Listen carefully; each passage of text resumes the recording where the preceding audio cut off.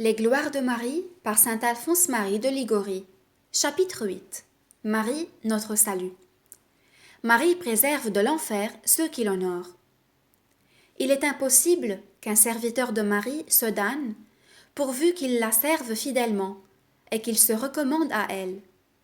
À première vue, cette proposition paraît peut-être à quelques-uns bien hasardée, mais je le prierai de ne pas la condamner avant d'avoir lu les éclaircissements que je vais y donner.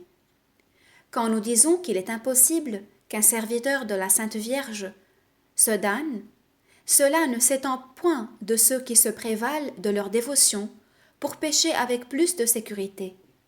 C'est donc bien à tort, ce nous semble, que l'on nous blâme de tant exalter la miséricorde de Marie envers les pécheurs, sous prétexte que ces malheureux s'en autorisent pour pécher plus librement. Car nous disons que de tels présomptueux, par leur téméraire confiance, se rendent dignes de châtiment et non de miséricorde. Ainsi, les pécheurs, dont il est ici question, sont ceux qui, au désir de s'amender, joignent la fidélité à servir et à invoquer la Mère de Dieu. Pour ceux-ci, je le soutiens, il est moralement impossible qu'ils se perdent. Et je trouve que ce sentiment est aussi celui du père Crassé, et avant lui de Vega, de Mendoza, ainsi que d'autres théologiens. Mais, pour nous assurer qu'ils n'ont point parlé au hasard, voyons quel est sur ce point l'enseignement des docteurs et des saints. Que l'on ne s'étonne pas si plusieurs de mes citations sont uniformes, j'ai voulu les enregistrer toutes afin de démontrer combien les auteurs sont d'accord sur cette question. Selon saint Anselme, autant il est impossible que celui-ci se sauve, qui, faute de dévotion envers la Vierge Marie, n'est pas protégé par elle, autant il est impossible que celui-là se damne, qui se recommande à la Vierge et sur qui elle abaisse ses regards avec amour. Saint Antonin exprime la même chose presque dans les mêmes termes et va jusqu'à dire que les dévots serviteurs de Marie se sauvent nécessairement. Comme il est impossible, écrit-il, que ceux dont Marie détourne les yeux de sa miséricorde parviennent au bonheur céleste, ainsi ceux vers qui elle tourne ses regards et dont elle plaide la cause seront nécessairement justifiés et glorifiés. On remarqua d'abord la première partie de cette proposition, et ceux-là trembleront qui font peu de cas de la dévotion à la Mère de Dieu ou qui l'abandonnent par négligence. Les deux saints nous assurent qu'il est impossible de se sauver quand on n'est point protégé par Marie, et ils ne sont pas les seuls à l'affirmer. Écoutons le bienheureux Albert le Grand. Ceux qui ne sont pas vos serviteurs, ô Marie, périront tous. Écoutons saint Bonaventure. Celui qui néglige le service de Marie mourra dans son péché. Non, celui qui ne recourt point à vous en cette vie, ô Vierge sainte, n'entrera point en paradis. Et dans un autre endroit, le séraphique docteur va plus loin. Non seulement ceux-là ne se sauveront point dont Marie détourne sa face, mais il ne leur restera même aucun espoir de salut. Et longtemps avant lui, saint Ignace martyr affirmait pareillement qu'aucun pécheur ne peut se sauver, si ce n'est par le secours de cette glorieuse Vierge, dont la miséricordieuse intercession en sauve un grand nombre qui, selon les lois de la justice divine, seraient damnés. Quelques-uns font difficulté d'admettre que cette pensée soit de saint Ignace, mais au moins, dit le père Crassette, saint Jean Chrysostome se l'est appropriée. Elle se trouve aussi répétée par l'abbé Selle, et l'Église applique dans le même sens à Marie ces paroles des proverbes. Tous ceux qui ne m'aiment point aiment la mort éternelle, car, comme l'observe Richard sur un autre passage, où Marie est comparée à un vaisseau, la mer de ce monde engloutira tous ceux qui se trouveront hors de ce navire sacré. Enfin, l'hérétique Écolampade, lui-même regardé comme un signe certain de réprobation, le peu de dévotion envers Marie, aussi protestait-il que jamais il ne se rendrait coupable d'une marque de mépris envers elle. D'un autre côté, La bienheureuse Vierge nous parle en ces termes. Celui qui m'écoute ne sera point confondu. Celui qui a recours à moi et qui suit mes conseils ne se perdra point. Celui donc, s'écrie saint Bonaventure, qui s'attachera à votre service, celui-là sera bien loin de se damner. Non, ajoute saint Hilaire, un serviteur de Marie ne périra pas. Eût-il été dans le passé le plus grand des pécheurs. Voilà pourquoi le démon fait tant d'efforts auprès des pécheurs, afin qu'après avoir perdu la grâce de Dieu, ils perdent aussi la dévotion à Marie. Ayant remarqué qu'Ismaël, en jouant avec Isaac, lui faisait contracter de mauvaises habitudes, Sarah voulut qu'Abraham le congédiât, et avec lui sa mère Agar. Chassez, lui dit-elle, cette servante et son fils. Ce n'était point assez pour elle que le fils fût éloigné, si la mère n'était point renvoyée en même temps. Elle pensait bien qu'autrement, le fils continuerait de fréquenter la maison, ne fût-ce qu'en venant voir sa mère. De même, c'est peu pour le démon que Jésus soit expulsé d'une âme. Pour le contenter, il faut qu'elle bannisse aussi la mère de Jésus. Chasse, dit-il lui aussi, cette servante avec son fils, car il craint que la mère ne ramène le fils par son intercession. Or, sa crainte est fondée, car, selon le père Passuchelli, un pécheur fidèle à honorer la mère de Dieu ne peut guère tarder à rentrer, grâce à elle, en possession de Dieu même. C'est donc à bon droit que saint Éphrem appelait la dévotion à Marie un sauf-conduit pour éviter l'enfer, et qu'il proclamait Marie elle-même la protectrice des réprouvés. En effet, on ne saurait révoquer en doute le mot de saint Bernard, que ni la puissance ni la volonté de nous sauver ne peuvent faire défaut à cette divine mère. La puissance ne lui fait pas défaut, puisque, au témoignage de saint Antonin, il est impossible que ses prières soient rejetées. Saint Bernard affirme la même chose. Ses prières ne peuvent jamais rester sans effet. Elle obtient tout ce qu'elle demande. Serait-ce la volonté de nous sauver qui manquerait à Marie? Pas davantage. Elle est notre mère, et elle désire notre salut plus ardemment que nous-mêmes. Si donc tout cela est vrai, comment un serviteur de Marie pourrait-il se perdre? C'est un pécheur, dira-t-on.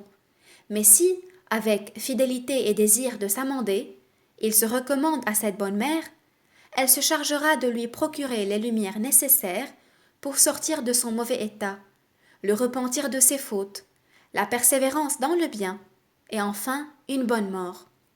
Est-il une mère qui, pouvant arracher son fils à la mort en toute facilité, et en demandant seulement sa grâce au juge, ne le ferait pas? De toutes les mères, Marie est la plus tendre à l'égard de ses serviteurs dévoués, et elle ne délivrerait pas un de ses enfants de la mort éternelle, alors qu'elle le peut sans aucune difficulté? Pourrions-nous le penser? Ah, pieux lecteur, si nous trouvons en nous l'affection et la confiance à l'égard de la Reine du ciel, remercions-en le Seigneur qui nous a fait cette grâce, car, selon saint Jean de Damas, il ne l'accorde qu'à ceux qu'il veut voir sauvés. Voici les belles paroles par lesquelles ce grand saint ranime son espérance et la nôtre. Ô Mère de Dieu, si je mets ma confiance en vous, je serai sauvé. Si vous daignez me protéger, je n'ai rien à craindre, car quiconque vous est dévoué est par là même muni d'une armure qui lui assure la victoire et que Dieu accorde à ceux-là seuls dont il veut le salut. De là, cette belle exclamation du savant Erasme. Salut, ô vous la terreur de l'enfer et l'espérance des chrétiens. Autant vous êtes grande et puissante, autant est assurée notre confiance en vous. Oh, combien il déplaît aux démons de voir une âme persévérer dans la dévotion à la Mère de Dieu. On lit dans la vie du père Alphonse Alvarez, un grand serviteur de Marie, que comme il était un jour en oraison et se sentait tourmenté par des tentations impures, le démon lui dit « Laisse là ta dévotion à Marie, et je cesserai de te tenter. » Le Seigneur a révélé à sainte Catherine de Sienne, comme le rapporte Louis de Blois, que dans sa miséricorde et pour l'amour de son Fils unique, dont Marie est la mère, il a promis à la bienheureuse Vierge qu'aucun pécheur ne deviendra la proie de l'enfer s'il se recommande à elle avec ferveur. Le prophète David lui-même priait Dieu de le préserver de l'enfer en considération de son zèle pour l'honneur de Marie. Seigneur, j'ai aimé la gloire de votre maison. Ne souffrez pas, mon Dieu, que mon âme soit perdue et reléguée parmi les impies. Il appelle Marie la maison du Seigneur parce qu'elle est bien véritablement la demeure qu'il s'est bâtie lui-même pour y venir habiter et y prendre son repos lors de son incarnation. Selon ce qui se lit au livre des Proverbes, la sagesse s'est bâtie une maison. Assurément non, disait le saint martyr Ignace, celui-là ne périra point, qui s'appliquera à honorer la Vierge Marie. Et cette pensée est encore appuyée par saint Bonaventure, qui s'exprime ainsi. Elle est grande, ô ma souveraine, la paix dont jouissent en cette vie ceux qui vous aiment, et dans l'autre vie, ils ne connaîtront pas la mort éternelle. Il n'est jamais arrivé, nous assure le pieux Louis de Blois, qu'un humble et zélé serviteur de Marie se soit perdu. Cela n'arrivera jamais. Combien de pécheurs eussent été condamnés à jamais, ou seraient restés dans l'obstination, si Marie n'était intervenue auprès de son Fils pour leur obtenir la miséricorde. Ainsi parle Thomas Campi. Il y a plus. Au sentiment de beaucoup de théologiens, et notamment de saint Thomas, la Mère de Dieu a obtenu à bien des personnes mortes en péché mortel que leur sentence fût suspendue et qu'elles revinssent à la vie pour faire pénitence. Entre autres exemples, cités par de graves auteurs, Flaudoir, qui écrivait au Xe siècle, raconte celui d'un diacre de Verdun, nommé Adelmar, que déjà on croyait mort et qu'on allait ensevelir, quand il se ranima et déclara avoir vu en enfer le cachot qui lui était destiné. Mais, ajouta-t-il, grâce aux prières de la bienheureuse Vierge, Dieu l'avait renvoyé dans le monde pour y faire pénitence. Au rapport de Surius, un Romain du nom d'André, était mort dans l'impénitence, et Marie lui obtient également la faveur de revivre pour pouvoir mériter le pardon de ses péchés. Personne ne doit avoir la témérité de s'autoriser de ces exemples ou d'autres semblables pour vivre dans le péché, sous prétexte que quand même il viendrait à mourir en mauvais état, Marie le préserverait de l'enfer. Car, s'il y aurait folie à se jeter dans un puits, avec l'espoir d'échapper à la mort par les soins de Marie, comme il est arrivé à quelques-uns en pareil cas, ce serait une folie bien plus grande encore de s'exposer au danger de mourir dans le péché, en comptant sur le secours de Marie pour échapper à l'enfer. Mais ces exemples doivent servir à ranimer notre confiance par la pensée que si l'intercession de cette divine mère a pu même exempter de la damnation des personnes mortes en état de péché, à plus forte raison pourra-t-elle garantir de ce malheur, ceux qui, pendant leur vie terrestre, recourent à elle avec l'intention de s'amender et la servent fidèlement. Ô Marie, notre Mère, nous vous le demandons avec Saint Germain, qu'en sera-t-il de nous, qui sommes pécheurs, mais qui voulons nous amender et recourons à vous, ô vie des chrétiens? Saint Anselme nous assure, auguste souveraine, que celui-là ne sera point condamné à l'enfer, pour qui vous aurez offert à Dieu, ne fût-ce qu'une seule fois, vos saintes prières. Priez donc pour nous, et nous serons sauvés. Nous entendons pareillement Richard de Saint-Victor s'écrier « Qui jamais osera me dire qu'au divin tribunal, je ne trouverai point mon juge favorable, si j'ai pour ma défendre ma cause la mère de miséricorde ?» Le bienheureux Henri Susson déclarait qu'il vous avait remis son âme. Si donc, ajoutait-il, le juge veut condamner son serviteur, je demande que la sentence passe par vos mains. Il espérait que cette sentence, une fois entre vos mains miséricordieuses, vous en empêcheriez certainement l'exécution. Je dis et j'espère la même chose pour moi, ô ma très sainte reine. C'est pourquoi je veux vous répéter sans cesse, avec saint Bonaventure. Ma souveraine, j'ai mis en vous tout mon espoir, et j'ai la ferme confiance de n'être pas perdue à jamais, mais de me voir un jour sauvé et tout occupé dans le ciel, à vous louer et à vous aimer sans fin. Exemple. En 1604, dans une ville de Belgique, se trouvaient deux jeunes étudiants qui, au lieu de s'appliquer à l'étude, ne pensaient qu'à vivre dans les plaisirs et la débauche. Une nuit, entre autres, ils se rendirent chez une femme de mauvaise vie.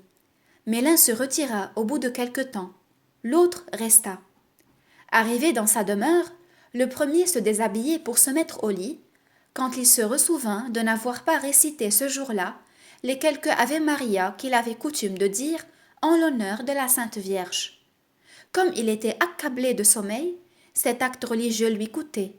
Néanmoins, il fit un effort sur lui-même et s'en acquitta, quoique sans dévotion et presque en dormant. Ensuite, il se coucha. Dans son premier sommeil, il entend tout à coup frapper rudement à la porte. Immédiatement après, la porte restant fermée, il voit devant lui son compagnon tout défiguré et tout hideux. « Qui es-tu » lui dit-il. « Et quoi, ne me reconnais-tu pas » répond le fantôme. « Mais comment se fait-il que tu sois si changé ?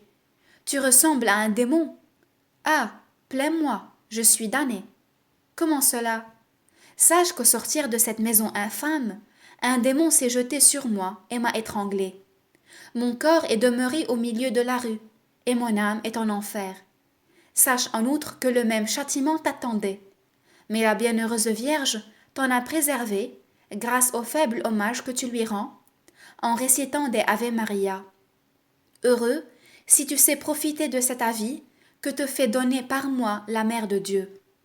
Cela dit, le réprouvé entr'ouvrit son vêtement, laissa voir les flammes et les serpents qui le tourmentaient, et disparut.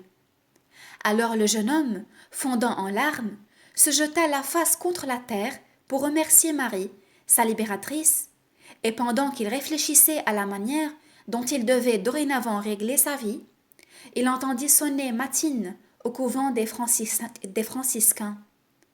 À l'instant même, il s'écria « C'est là que Dieu m'appelle à faire pénitence. » Il partit sur l'heure pour aller au couvent, prier les pères de le recevoir. Ceux-ci, connaissant sa mauvaise vie, faisaient difficulté, mais il leur raconta, en versant un torrent de larmes, tout ce qui s'était passé. Et deux des religieux, s'étant rendus dans la rue indiquée, y trouvèrent en effet le cadavre de son malheureux compagnon, noir comme un charbon. Après cela, le protégé de Marie fut reçu et passa le reste de sa vie dans l'exercice de la pénitence. La mort funeste du jeune libertin fut encore utile à un autre jeune homme nommé Richard, qui en avait été témoin oculaire. Il en fut si vivement frappé, bien que sa conduite fût déjà exemplaire, qu'il se décida lui aussi à entrer chez les récollets. Il alla dans la suite prêcher la foi aux Indes, et passa enfin au Japon, où il eut le bonheur de mourir martyr de Jésus. Il fut brûlé vif. Prière. Ô Marie, ô ma mère bien-aimée, dans quel abîme de maux ne me trouverais-je pas plongée, si votre main miséricordieuse ne m'en avait tant de fois préservée? Depuis combien d'années ne serais-je pas même en enfer, si vos prières toutes puissantes ne m'avaient délivrée? Mes péchés graves m'y poussaient, la justice divine m'y avait déjà condamné, les démons frémissants, brûlés d'exécuter la sentence. Vous êtes accourus à mon secours, ô ma mère chérie, sans que je vous eusse même prié, sans que je vous eusse invoqué, et vous m'avez sauvé. Ô ma chère libératrice, que pourrais-je jamais vous rendre pour un grand bienfait, pour une si grande charité?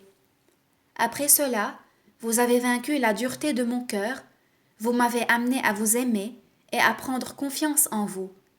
Et dans quel précipice ne serais-je pas encore tombé, depuis, si votre main miséricordieuse ne m'avait tant de fois soutenu dans les périls imminents que j'ai courus? Continuez, ô mon espérance, continuez de me préserver de l'enfer, et avant tout, des péchés dans lesquels je pourrais retomber. Ne permettez pas que j'aille vous maudire en enfer. Ma bien-aimée souveraine, je vous aime. Comment votre bonté pourrait-elle souffrir de voir au nombre des réprouvés un serviteur qui vous aime. Ah, obtenez-moi de n'être plus ingrat envers vous et envers mon Dieu, qui par amour pour vous m'a comblé de tant de grâce. Ô Marie, que me dites-vous? Serais-je damnée? Je me damnerai si vous m'abandonnerez. Et si je vous abandonnais, me pourrais-je encore vous abandonner? Pourrais-je encore oublier l'affection que vous m'avez témoignée? Après Dieu, vous êtes l'amour de mon âme. Je ne saurais plus vivre sans vous aimer. Je vous aime, oui, je vous aime, et j'espère vous aimer toujours, dans le temps et dans l'éternité. Ô créature la plus belle, la plus sainte, la plus douce, la plus aimable qui soit au monde. Amen. Marie conduit ses serviteurs en paradis. Oh, le beau signe de prédestination que la dévotion à Marie! La Sainte Église, appliquant à sa divine mère les paroles de l'ecclésiastique, lui fait dire, pour la consolation de ses serviteurs, « J'ai cherché en tout mon repos, et je fixerai mon séjour dans l'héritage du Seigneur. » Heureux donc, s'écrie le cardinal Hugues en commentant ce texte, heureux celui en qui Marie aura trouvé son repos. La Sainte Vierge, parce qu'elle aime tous les hommes, s'efforce de faire régner dans tous les cœurs la dévotion envers elle-même. Mais beaucoup ne veulent pas la recevoir ou ne la conservent pas. Heureux celui qui la reçoit et la conserve. Je demeurerai dans l'héritage du Seigneur, c'est-à-dire, selon le docte cardinal, dans le cœur de ceux qui sont l'héritage du Seigneur. L'héritage du Seigneur, c'est-à-dire qui sont destinés à le louer éternellement dans les cieux. La bienheureuse Vierge Marie continue de parler ainsi dans le passage cité de l'Ecclésiastique. Celui qui m'a créé a reposé dans mon tabernacle. Il m'a dit, habite en Jacob, prends Israël pour héritage, et enracine-toi dans mes élus. Ce qui signifie, mon Créateur a daigné venir reposer dans mon sein. Il a voulu que j'habite dans le cœur de tous les élus, dont Jacob fut la figure, et qui sont mon héritage. Il a décrété que la dévotion et la confiance envers moi s'enracineraient dans le cœur de tous les prédestinés. Ah, combien de bienheureux qui ne seraient pas au ciel à l'heure qu'il est, si Marie ne l'y avait introduit par sa puissante intercession. C'est la réflexion de ce même cardinal à propos de cet autre verset de l'Ecclésiastique. J'ai fait briller dans les cieux une lumière, et il y a au ciel autant de lumière éternelle qu'il y a eu sur la terre de serviteurs de la Vierge Marie. Saint Bonaventure dit que la porte du ciel s'ouvrira devant tous ceux qui se confient en la protection de Marie. Aussi, la dévotion à cette auguste mère est de la céleste Jérusalem.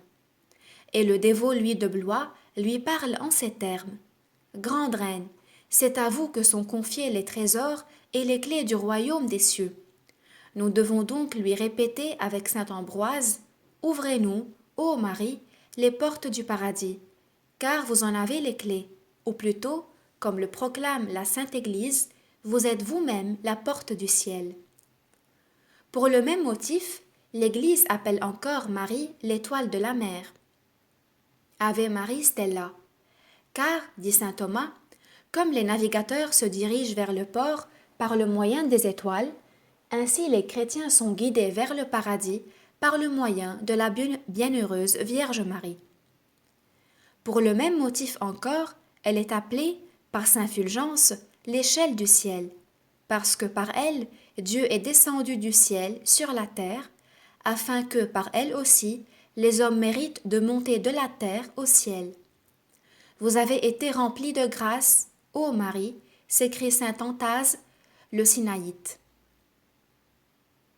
afin de devenir pour nous la voie du salut et l'échelle par où nous puissions arriver à la céleste patrie. Enfin, et toujours pour la même raison, Marie est proclamée par saint Bernard et par Jean le géomètre, le noble char qui transporte ses pieux serviteurs jusqu'au ciel. Et saint Bonaventure lui tient ce langage. Heureux ceux qui vous connaissent et vous louent, ô Mère de Dieu, car vous connaître, c'est avoir trouvé le chemin de l'immortalité, et publier vos vertus, c'est marcher dans la voie du salut éternel. On lit dans les chroniques franciscaines que le frère Léon vit un jour une échelle rouge, au sommet de laquelle se tenait Jésus-Christ, et une échelle blanche, au haut de laquelle se tenait la Vierge Marie. Plusieurs voulaient monter par l'échelle rouge, mais après avoir fait quelques degrés, ils tombaient. Ils recommençaient de nouveau, et ils tombaient de nouveau. Alors, saint François les engagea à prendre la voie de l'échelle blanche, et par là, ils arrivèrent heureusement, car la bienheureuse Vierge leur tendit la main. Ils entrèrent ainsi, sans obstacle, en paradis. Un auteur demande « Quel est celui qui se sauve, qui parvient à régner dans le ciel ?» Et il répond « Cela se sauve et arrive certainement au royaume des cieux, pour qui la Reine de miséricorde offre à Dieu ses prières. » Et Marie l'affirme elle-même quand elle dit « Par moi règnent les rois. Par l'effet de mon intercession, les âmes règnent d'abord sur la terre, le temps de leur vie mortelle, en dominant leurs passions, et elles viennent régner éternellement dans le ciel, dont les habitants, suivant l'expression de saint Augustin, sont autant de rois. » En un mot, Marie est la maîtresse du ciel, puisqu'elle y commande à son gré et y fait entrer ceux qu'elle veut, comme le dit Richard de Saint-Laurent, en lui appliquant ces paroles de l'Écriture. J'exerce ma puissance dans Jérusalem. Et de fait, ajoute l'abbé Rupert, comme elle est la mère du roi du paradis, il est juste qu'elle soit reine du paradis, et que tout l'empire de son Fils lui soit soumis. Par ses prières, par son puissant secours, cette divine mère nous a ouvert l'entrée du céleste royaume. Seulement, ne mettons pas d'obstacle à notre bonheur. Celui donc qui sert Marie, et pour qui Marie intercède, est aussi sûr d'aller en paradis, ajoute l'abbé Guéric, que s'il y était déjà. Selon la remarque de Richard, être au service de Marie et faire partie de sa cour, c'est le plus grand honneur auquel nous puissions aspirer, car servir la Reine du ciel est déjà régner dans le ciel, et être assujetti à ses lois, c'est la plus haute liberté. Par contre, point de salut pour ceux qui refusent de la servir, car, privés des secours de cette auguste mère, ils sont par là même abandonnés de son Fils et de toute la cour céleste. Louée soit à jamais la bonté infinie de notre Dieu, qui a daigné nous donner Marie pour avocate dans le ciel, afin qu'en sa double qualité de mère du juge et de mère de miséricorde, elle plaide par ses prières toujours efficaces la grande affaire de notre salut. Cette pensée est de saint Bernard. Et le moine Jacques, compté parmi les pères grecs, dit que Dieu a fait de Marie comme un pont de salut, à l'aide duquel nous pouvons franchir la mer agitée de ce monde et arriver à l'heureux port du paradis. Écoutez donc, ô peuple qui désirez arriver jusqu'au ciel, s'écrie saint Bonaventure, servez et honorez la Vierge Marie, et vous obtiendrez sûrement la vie éternelle. Ceux mêmes qui ont mérité l'enfer ne doivent pas perdre l'espoir de parvenir à la vie bienheureuse, à condition d'être dorénavant les serviteurs fidèles de cette grande reine. Ô Marie, lui dit saint Germain, les pécheurs ont cherché Dieu par votre entremis, et ils sont sauvés. Richard de Saint-Laurent observe que d'après saint Jean, la glorieuse Vierge est couronnée d'étoiles. Sur son front brillait un diadème de 12 étoiles, tandis que d'après les cantiques, sa couronne est composée de bêtes féroces, de lions et de léopards. N'y a-t-il pas là une contradiction? Non, répond Richard. Par la faveur et l'intercession de Marie, les bêtes féroces ou les pécheurs se transforment en étoiles du paradis et forment sur la tête de cette reine de miséricorde une couronne plus glorieuse pour elle que ne sauraient tous les astres du firmament. Voici ce que nous lisons dans la vie de la servante de Dieu, sœur Séraphine de Capri.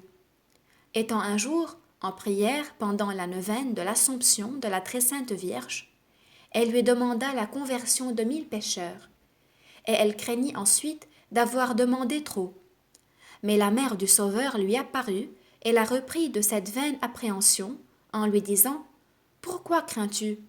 Ne suis-je pas assez puissante pour obtenir de mon fils le salut de 1000 pécheurs? Cela est déjà fait, et les voilà. » Alors elle la conduisit en esprit dans le paradis, où elle lui montra des âmes sans nombre qui avaient mérité l'enfer et qui, sauvées par son intercession, jouissaient de la béatitude éternelle. Il est vrai qu'en cette vie, nul ne peut être assuré de son salut. Nul ne sait s'il est digne d'amour ou de haine, mais toute chose demeure incertaine jusqu'au ciel à venir. Toutefois, à la question du psalmiste, « Seigneur, qui sera reçu dans votre tabernacle? Qui sera sauvé? » Saint Bonaventure répond ainsi, « Nous tous, pécheurs, baisons les traces des pieds de Marie, prosternons-nous à ses pieds sacrés, tenons-les embrassés, et ne la laissons point aller, qu'elle ne nous ait bénis, car sa bénédiction sera pour nous un gage certain du bonheur céleste. » Ô grande reine, s'écrie saint Anselme, dites seulement que vous voulez notre salut, et nous ne pourrons manquer d'être sauvés. Saint Antonin ajoute que les âmes protégées par Marie se sauvent nécessairement. Selon la remarque de saint Ildefonse, la Sainte Vierge a eu raison de prédire que toutes les générations la proclameraient bienheureuse. Beatam medicte omnes generationes, puisque c'est par elle que tous les élus parviennent à l'éternelle béatitude. De là cette exclamation de saint Méthode. Vous êtes, ô Mère de Dieu, le commencement, le milieu et la fin de notre félicité. Il dit, le commencement, parce que Marie nous obtient le pardon de nos péchés. Le milieu, parce qu'elle nous obtient la persévérance dans la grâce. La fin, parce qu'à la mort, elle nous obtient le paradis. De là encore ces belles paroles de saint Bernard à Marie. Par vous, le ciel a été rempli. Par vous, l'enfer a été dépeuplé. Par vous, les ruines du paradis ont été relevées. Par vous, en un mot, la vie éternelle a été accordée à une multitude de malheureux qui s'en étaient rendus indignes. L'enfer a été dépeuplé, c'est-à-dire l'enfer a perdu une multitude d'âmes qui, sans vous, y seraient tombées. Mais ce qui doit surtout nous faire attendre avec une inébranlable confiance le bonheur céleste, c'est la magnifique promesse faite par Marie elle-même à ceux qui l'honorent, et spécialement à ceux qui, par leur discours et par leur exemple, s'efforcent de la faire connaître et honorer aussi des autres. Ceux qui travaillent pour moi ne tomberont pas dans le péché. Ceux qui me font connaître auront la vie éternelle. Heureux donc, s'écrie saint Bonaventure, heureux ceux qui savent mériter les bonnes grâces de la Vierge Marie. Ils sont reconnus d'avance par les habitants de la céleste Jérusalem pour les compagnons de leur gloire, et quiconque porte la marque de serviteur de Marie a déjà son nom inscrit au livre de vie. Que sert-il après cela de nous embarrasser de la question tant agitée dans l'école, si la prédestination à la gloire précède ou suit la prévision des mérites, et de nous demander avec inquiétude si nous sommes inscrits, oui ou non, au livre de vie. Pourvu que nous soyons de vrais serviteurs de la Vierge Marie et que nous obtenions sa protection, nous serons certainement du nombre des élus. Car, saint Jean Damascène nous l'assure, Dieu n'accorde la dévotion envers sa Sainte Mère qu'à ceux qu'il a résolu de sauver. Cela paraît conforme à ce que le Seigneur révéla expressément par l'organe de saint Jean.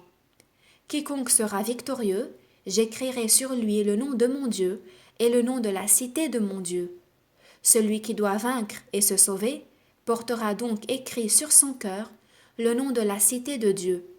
Et quelle est cette cité de Dieu, sinon Marie, comme l'explique saint Grégoire à propos de ce passage de David. On a dit de vous des choses glorieuses, ô cité de Dieu. On peut donc très bien dire, en empruntant les expressions de saint Paul, à ce signe, le Seigneur reconnaît ceux qui sont à lui.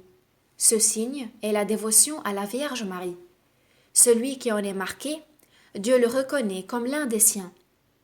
Aussi, Pelbar affirme que la dévotion à la Mère de Dieu est le signe le plus assuré qu'on fera son salut. Et Alain de la Roche dit que l'habitude d'honorer souvent la Sainte Vierge par la récitation de la salutation angélique est une très grande marque de prédestination. Il en dit autant de la fidélité à réciter chaque jour le Saint-Rosaire. Ce n'est pas tout, et les privilèges et les faveurs réservés aux serviteurs de la Divine Mère ne se bornent pas à la vie présente. Dans le ciel encore, ils sont honorés d'une manière particulière, assure le Père Niorberg, et à certaines marques distinctives et d'un état extraordinaire, on reconnaîtra en eux les familiers de la Reine du ciel et les gens de sa cour. Tous ceux de sa maison, dit le sage, sont munis d'un double vêtement. Sainte Marie-Madeleine de Pasis vit un jour sur la mer une nacelle où s'étaient réfugiés tous les serviteurs de Marie, qui faisaient elle-même l'office de pilote et les conduisaient sûrement au port. Cette vision apprit à la sainte qu'au sein des périls de la vie présente, les protégés de Marie échappent au naufrage du péché et de la damnation, guidés qu'ils sont par elle vers le port du paradis. Hâtons-nous donc d'entrer dans cette heureuse nacelle en méritant la protection de Marie. Et là, tenons-nous assurés de parvenir au royaume céleste, puisque l'Église chante « Sainte Mère de Dieu, tous ceux qui participeront aux joies célestes habitent en vous et vivent sous votre tutelle. » Je cite un exemple. Césaire raconte qu'un cistercien, grandement dévot à Notre-Dame, désirait une visite de cette reine bien-aimée, et lui en faisait continuellement la demande. Étant sorti une nuit, au jardin, comme il regardait le ciel, en adressant d'ardents soupirs à celle qu'il brûlait de voir, il en vit tout à coup descendre une vierge éclatante de beauté et de lumière, qui lui dit « Thomas, voudrais-tu m'entendre chanter ?» « Certainement, répondit-il.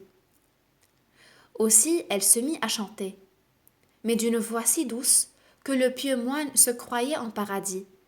Après cela, elle disparut à ses yeux, non sans le laisser bien en peine de savoir qui elle était.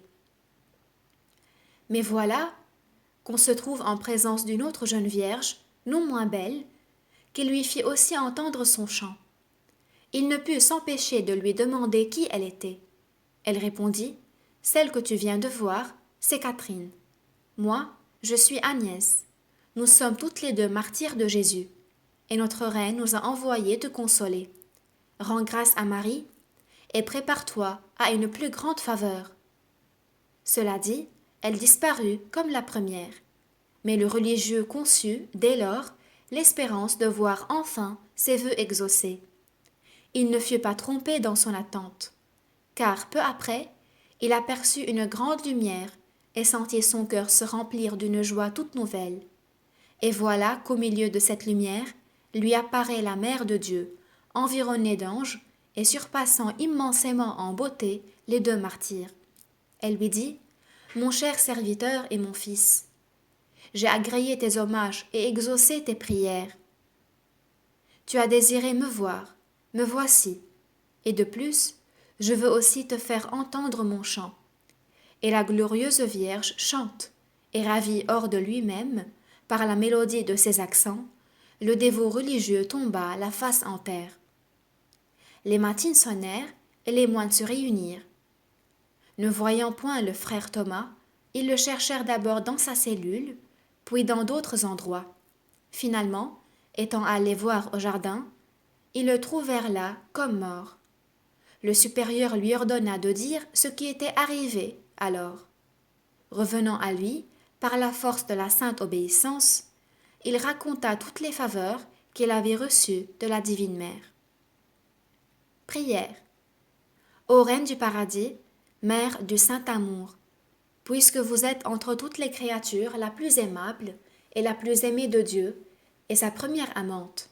Ah, daignez consentir à être aimée du pécheur le plus ingrat et le plus misérable qui soit sur la terre, mais qui, se voyant délivré de l'enfer par votre intercession et comblé de vos bienfaits sans aucun mérite de sa part, s'était pris d'amour pour vous.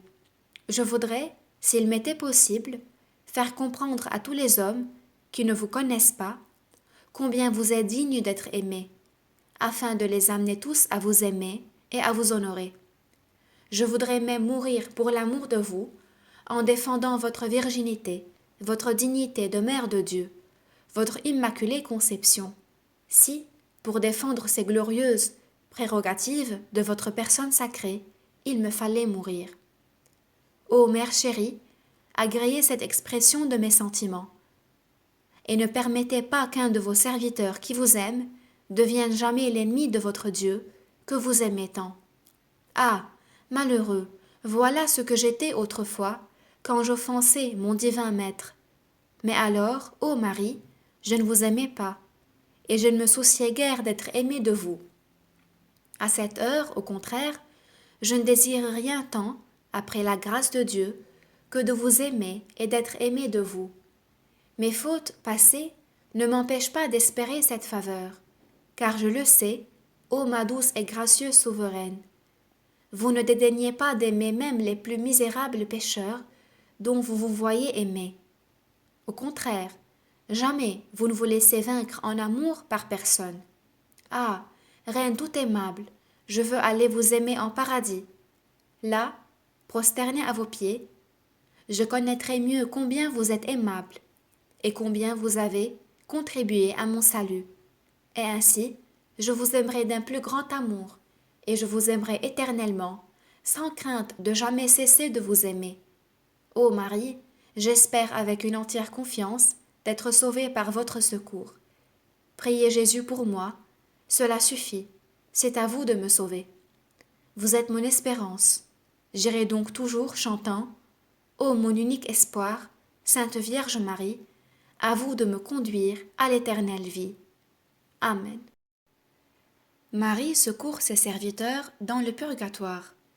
Heureuses les âmes qui se dévouent au service de cette reine compatissante. Elle ne se borne pas à les secourir en cette vie, sa protection les suit dans le purgatoire, où elle les assiste encore et les console. Ou plutôt, comme elles éprouvent là un plus grand secours, vu leur souffrance et l'impuissance où elles sont de se soulager elles-mêmes, cette mère de miséricorde redouble de zèle à leur venir en aide. Selon saint Bernardin de Sienne, dans cette prison où gémissent des âmes épouses de Jésus-Christ, Marie est comme souveraine maîtresse. Elle y jouit du plein pouvoir, soit d'adoucir leurs peines, soit même de les en délivrer entièrement. D'abord, elle adoucit leurs peines.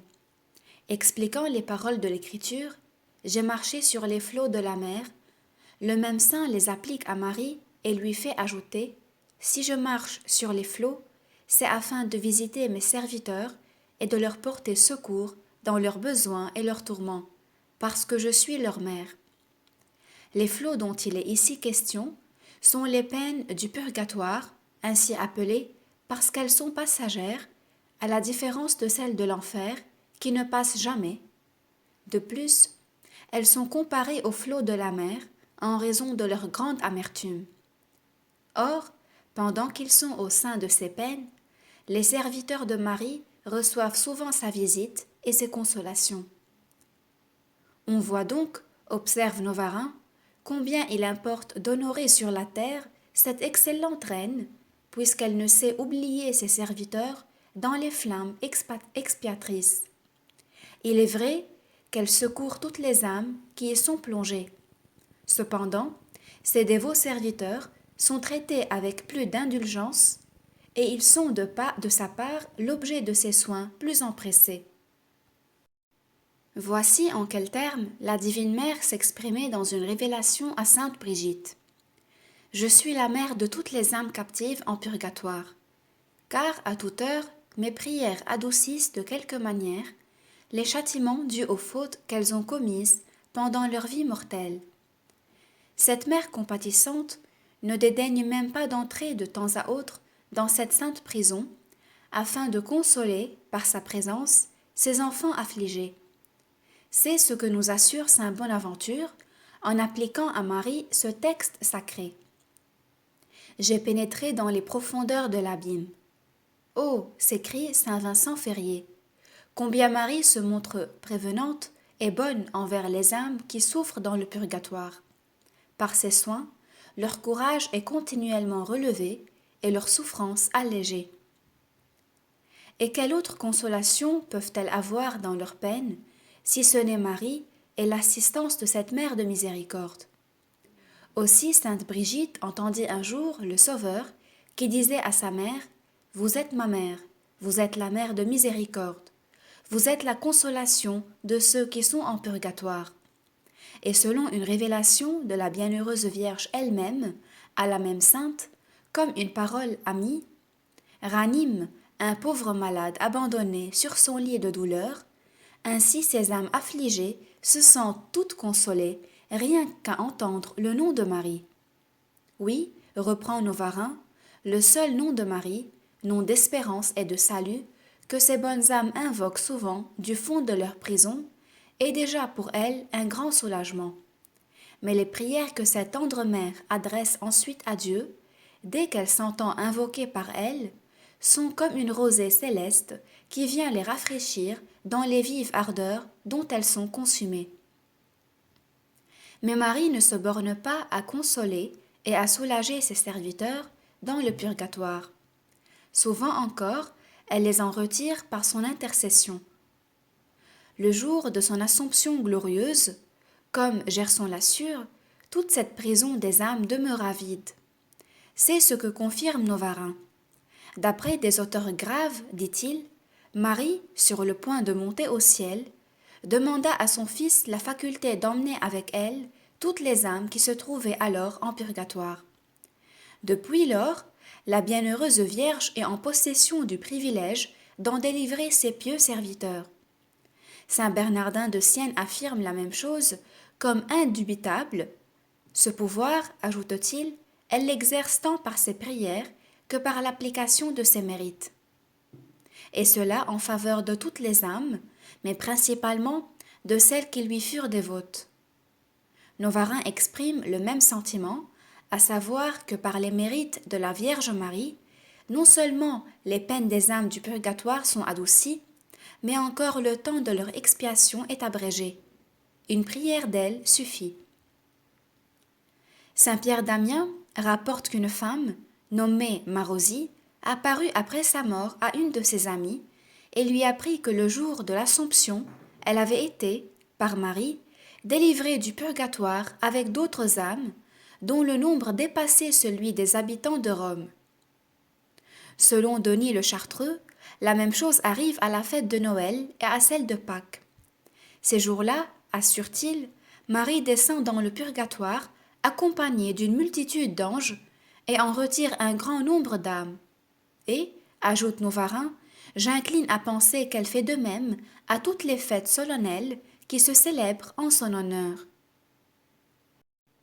On connaît la promesse faite par la Reine du Ciel au pape Jean XXII lorsqu'elle lui apparut et lui ordonna de faire savoir à tous ceux qui porteraient le saint sapulaire du Carmel qu'ils seraient délivrés du purgatoire le premier samedi après leur mort.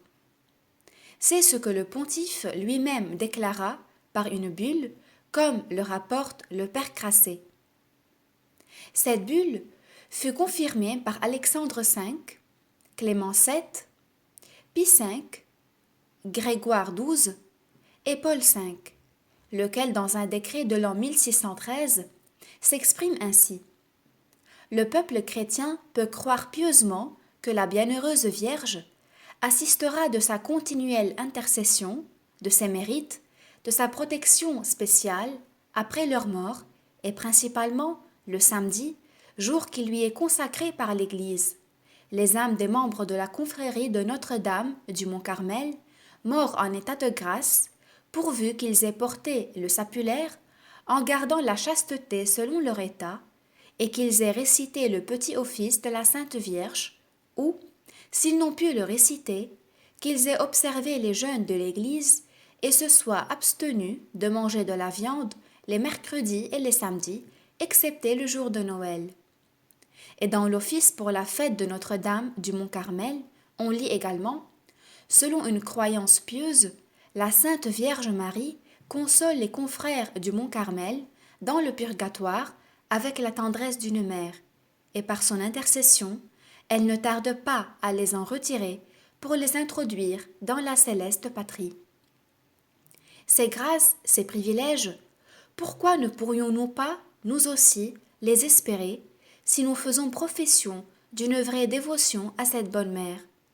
Et si, par un plus tendre amour, nous nous distinguons entre ses serviteurs, pourquoi ne pourrions-nous pas espérer même d'être admis dans le ciel aussitôt après la mort et sans entrer dans le purgatoire? Voici du moins ce que la Sainte Vierge Marie envoya dire par le frère Abbon au bienheureux Godefroy de l'abbaye de Villers en Brabant. Dis au frère Godefroy qu'il s'efforce d'avancer dans les vertus. Par là, il se rendra cher à mon fils et à moi. Et quand son âme se séparera de son corps, je ne souffrirai pas qu'elle aille en purgatoire, mais je la prendrai et je l'offrirai à mon fils. Enfin, si nous désirons aider de nos suffrages les saintes âmes du purgatoire, ne manquons pas de les recommander à la glorieuse Vierge dans toutes nos prières. Appliquons-leur spécialement le Saint-Rosaire qui leur procure un grand soulagement, comme on le verra par l'exemple qu'on va lire. Je cite un exemple. Le père Eusèbe Nirenberg rapporte que dans une ville d'Aragon, une jeune fille nommée Alexandra, noble et d'une grande beauté, était recherchée avec passion par deux jeunes gens. Ceux-ci, emportés par la jalousie, se prirent un jour de querelle, tirèrent l'épée et se tuèrent l'un l'autre. Outrés de douleur, les parents tournèrent le ressentiment contre la pauvre demoiselle, cause première d'un si grand malheur, la mirent à mort et lui coupèrent la tête, qu'ils jetèrent dans un puits. À quelque temps de là, saint Dominique passa par la ville, et par une inspiration divine, il s'approcha du puits et s'écria « Alexandra, venez dehors !» Ô prodige! La tête de la mort apparaît, se place sur le bord du puits, et prie le saint de l'entendre en confession. Il l'entend, puis, en présence d'une foule immense attirée par cette merveille, il lui donne la communion. Saint Dominique lui commanda ensuite de déclarer comme elle avait obtenu une si grande grâce. Alexandra répondit qu'au moment où on lui avait tranché la tête, elle se trouvait en état de péché mortel, mais que la bienheureuse Vierge lui avait conservé la vie en récompense de sa dévotion à réciter le rosaire. Pendant 2 jours, la tête demeura ainsi vivante sur le bord du puits, à la vue de tout le monde, après quoi l'âme d'Alexandra s'en alla en purgatoire. Au bout de 15 jours, elle apparut à saint Dominique, belle et resplendissante comme une étoile, et lui fit qu'un des principaux moyens de secourir les âmes dans les peines du purgatoire, c'est de réciter pour elles le rosaire, et qu'en retour, une fois entrées en paradis, elles intercèdent pour ceux qui leur ont appliqué cette puissante prière. Quand elle eut fini de parler, le saint vit cette âme bienheureuse s'élever, toute transportée de joie, vers le royaume des élus. Le père Van Ketwig, savant dominicain d'Anvers, dans son excellent ouvrage publié en 1720 sous le titre de Panoplia Mariana, défend contre toute critique ce miracle de saint Dominique. Il prouve au long, d'après les meilleures autorités, à la tête desquelles figure le docteur Angélique, ce que saint Alphonse dit brièvement au paragraphe précédent, savoir que la Mère de Dieu peut sauver certains pécheurs, même quand ils sont morts en état de damnation, en obtenant que leur jugement demeure suspendu jusqu'à ce qu'ils se soient dûment réconciliés avec Dieu. Prière.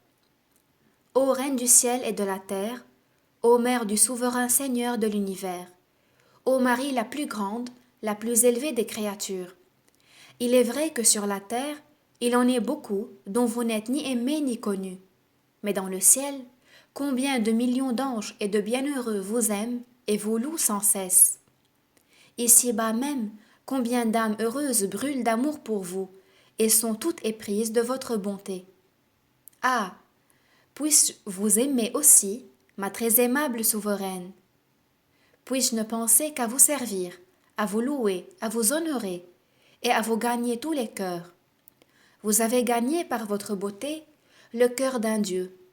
Vous l'avez, pour ainsi dire, arraché du sein de son Père éternel pour se faire homme et votre Fils. Et moi, misérable vermisseau, je ne vous aimerai pas? Ah, ma très douce mère, je veux vous aimer et vous aimer beaucoup, et je veux faire tout ce qui sera en mon pouvoir pour amener aussi les autres à vous aimer. Agréez donc au mari le désir que j'ai de vous aimer et secondez mes efforts pour y parvenir. Je sais que votre Dieu regarde d'un œil de complaisance ceux qui vous aiment. Après sa propre gloire, il ne désire rien tant que la vôtre. Il veut vous voir honoré et aimé de tout le monde. C'est de vous, ô ma reine, que j'espère toute ma félicité. C'est vous qui devez m'obtenir le pardon de tous mes péchés. Et ensuite, la persévérance, c'est vous qui devez m'assister à l'heure de ma mort. C'est vous qui devez me retirer du purgatoire. Et c'est vous, enfin, qui devez me conduire en paradis. Toutes ces grâces, ceux qui vous aiment les attendent de vous. Et moi aussi je les espère, moi qui vous aime de tout mon cœur, et par-dessus toute chose après Dieu. Amen.